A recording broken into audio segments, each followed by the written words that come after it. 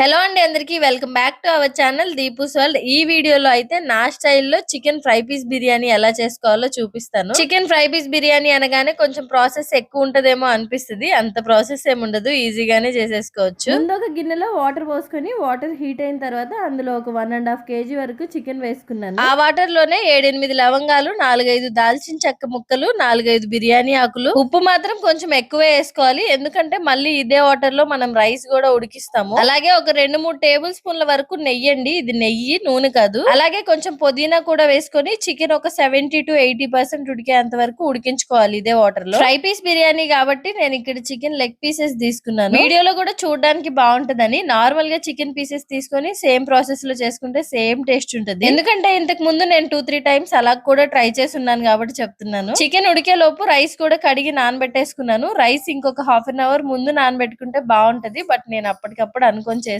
So rice మాత్రం ఒక అరగంట ముందే నానబెట్టేసుకుని తర్వాత ఈ ప్రాసెస్ స్టార్ట్ చేశారనుకోండి, రైస్ పర్ఫెక్ట్ గా ఉంటది. ముందు నానబెట్టుకోపోతే ఇంకో మంట ఎక్కువ ఉడికించుకుంటే సరిపోతుందిలేండి. మా ఇంట్లో పిల్లలు కూడా తినాలి కాబట్టి నేను రైస్ అయినా చికెన్ అయినా కొంచెం ఎక్కువే ఉడికించుకుంటాను. చికెన్ ఆల్మోస్ట్ 85% ఉడికిన తర్వాత ఆ వాటర్ లోంచి చికెన్ తీసి పక్కన పెట్టేసి అదే వాటర్ లో రైస్ వేసి ఉడికించేసుకుంటున్నాను. రైస్ ని కూడా 80-90% ఉడికించుకోవాలి. రైస్ వేసాక ఆ వాటర్ లో ఇంకా మనం ఏం యాడ్ చేయము, ముందు యాడ్ చేసిన మసాలా దినుసులే. రైస్ కూడా ఉడికించుకున్న తర్వాత వాటర్ ఏం లేకుండా వడకట్టుకుని పక్కన పెట్టుకోవాలి. ఆ వాటర్ ని కూడా మనం కొంచెం యూస్ చేస్తాము, సో అందుకని చెప్పేసి నేను గిన్నెలోకి పట్టుకున్నాను ఆ వాటర్. ఇంత వాటర్ మళ్ళీ యూస్ చేయంలేండి, ఒక 2 టీ గ్లాసుల వరకు యూస్ చేస్తాము. యాక్చువల్ గా ఈ బిర్యానీ పాట్ నేను బిర్యానీస్ చేయడం కోసం అనే తీసుకున్నాను. ఆల్రెడీ నిన్న షార్ట్ వీడియోలో చూపించాను కదా. అయితే చాలా మంది కమ్యూనిటీలో 3 లింకులు ఇచ్చేసరికి కన్ఫ్యూజ్ అయ్యారు. ఈ వీడియో డిస్క్రిప్షన్ లో అలాగే కమ్యూనిటీలో ఓన్లీ ఈ బిర్యానీ పాట్ లింకే ఇస్తాను, ఒకసారి చెక్ చేసేయండి. ఇది నేను ఇండస్ వ్యాలీ నుంచే తీసుకున్నా, ఫస్ట్ టైం బిర్యానీ అడుగంటకుండా చేశాను. ఇంకా బిర్యానీ ప్రాసెస్ లోకి వచ్చేస్తే చికెన్ రైస్ ఉడికించుకొని పక్కన పెట్టేసుకున్నాం కదా. ఇప్పుడు స్టవ్ ఆన్ చేసుకుని ఒక మందపాటి కడాయి పెట్టుకొని అందులో 2 టేబుల్ స్పూన్ల నెయ్యి, 2 టేబుల్ స్పూన్ల నూనె వేసుకొని 2 మీడియం సైజ్ ఆనియన్స్, 4-5 పచ్చిమిర్చి కట్ చేసి వేసుకొని ఆనియన్స్ మగ్గేంత వరకు ఫ్రై చేసుకోవాలి. ఆనియన్స్ మగ్గిన తర్వాత ఇందులోనే 2 టేబుల్ స్పూన్ల ఫ్రెష్ అల్లం వెల్లుల్లి పేస్ట్ వేసుకొని పచ్చివాసన పోయేంత వరకు ఫ్రై చేసుకోవాలి. అల్లం వెల్లుల్లి పేస్ట్ కొంచెం ఎక్కువ వేసుకుంటేనే బాగుంటది బిర్యానీకి. అల్లం వెల్లుల్లి పేస్ట్ వల్ల ఘాట్ రాదు బిర్యానీ. ఎప్పుడైనా మనం వేసుకునే గరం మసాలాలు అవి తగ్గించుకుంటే సరిపోతుంది. అల్లం వెల్లుల్లి పేస్ట్ కూడా ఫ్రై అయిన తర్వాత అందులో 2 మీడియం సైజ్ టమాటాలు ప్యూరీ లాగా చేసి వేసుకొని ఒక 3-4 మినిట్స్ ఫ్రై చేసుకుంటే సరిపోతుంది. తర్వాత ఇందులో కొంచెం పసుపు, కొంచెం సాల్ట్ మాత్రం చూసి వేసుకోండి, ఎందుకంటే మనం చికెన్ రైస్ సాల్ట్ వేసుకొని ఉడికించుకున్నాం కాబట్టి. రుచికి సరిపడా కారం, 1/2 table spoon garam masala, 1 table spoon ధనియాల పొడి వేసుకొని ఈ మసాలాలన్నీ కూడా ఫ్రై చేసుకోవాలి. ఏంటి వీడియో షేక్ అవుతుంది అనుకుంటున్నారా? ఇంకెవరు ఉందిగా మా జాషు తల్లి అల్లరి చేయడానికి. జాషుకి సపరేట్ గా ఛానల్ పెట్టాలంటే కమెంట్స్ వస్తున్నాయి. ఉన్న ఛానల్ మెయింటైన్ చేసుకుంటే చాలండి, మళ్ళీ మనకు కొత్త ఛానల్ ఎందుకు. అయినా మీకోసం అప్పుడప్పుడు వీడియోస్ లో జాషుని చూపిస్తూనే ఉన్నాను కదండి. మసాలాలన్నీ ఫ్రై అయిన తర్వాత పర్టికులర్ ఏం కాదు, మీకు ఇష్టం ఉంటే కొంచెం కరివేపాకు కూడా వేసుకొని ఫ్రై చేసుకోండి, బాగుంటది. తర్వాత ఇందులో మనం ముందుగా ఉడికించి పెట్టుకున్నాం కదా చికెన్ పీసెస్, ఆ చికెన్ పీసెస్ కూడా వేసుకొని మసాలాలన్నీ చికెన్ కి బాగా పట్టేలా కలుపుకోవాలి. అలాగే మనము చికెన్ రైస్ ఉడికించుకున్న వాటర్ తీసి పెట్టుకున్నాం కదా, ఆ వాటర్ ఒక టీ గ్లాస్ ఇప్పుడు వేసుకోవాలి. వాటర్ వేసుకున్న తర్వాత ఒకసారి కలుపుకొని మూత పెట్టి ఒక 5 మినిట్స్ ఉడికించుకుంటే సరిపోతుంది. ఆల్రెడీ చికెన్ ఉడికే ఉంటది కాబట్టి 5 మినిట్స్ ఉడికితే సరిపోతుంది. ఈ 5 మినిట్స్ కూడా ఆ మసాలాలన్నీ చికెన్ కి బాగా పట్టడం కోసమే. లేదంటే మనకి తినేటప్పుడు చికెన్ పీస్ చప్పగా అనిపిస్తది, రైస్ ఏమో స్పైసీగా అనిపిస్తది. చూసారు కదా, అసలు ఎక్కడ అడుగంటడం అనే మాటే ఉండదు. అందుకే నచ్చుతాయి నాకు అసలు ఈ ఇండస్ వ్యాలీ ప్రొడక్ట్స్. 5 మినిట్స్ తర్వాత మూత తీసి చికెన్ ఒకసారి బాగా కలుపుకొని అందులో నుంచి ఒక హాఫ్ చికెన్ ఒక ప్లేట్ లోకి తీసుకొని పక్కన పెట్టుకుందాము. ఎందుకంటే ఇప్పుడు మనము ఒక లేయర్ చికెన్, ఒక లేయర్ రైస్ అలా వచ్చేలాగా వేసి పెట్టుకుంటాం అనమాట. సో అందుకని చెప్పేసి నేను కొంచెం చికెన్ తీసి పక్కన పెట్టాను. ఇప్పటి వరకు చేసిన ప్రాసెస్ అంతా కూడా హై ఫ్లేమ్ లోనే చేసుకుంటాము, ఇంక ఇప్పటి నుంచి మీడియం ఫ్లేమ్ లో పెట్టుకోవాలి. చూసారు కదా, ఈ విధంగా కడాయిలో కొంచెం చికెన్ ఉంచుకొని దానిపైన రైస్ వేసుకోవాలి ఒక లేయర్ లాగా. మళ్ళీ దానిపైన మనం ప్లేట్ లోకి తీసి పెట్టుకున్న చికెన్ ఏదైతే ఉందో అది వేసుకొని కొంచెం కొత్తిమీర, అలాగే కొంచెం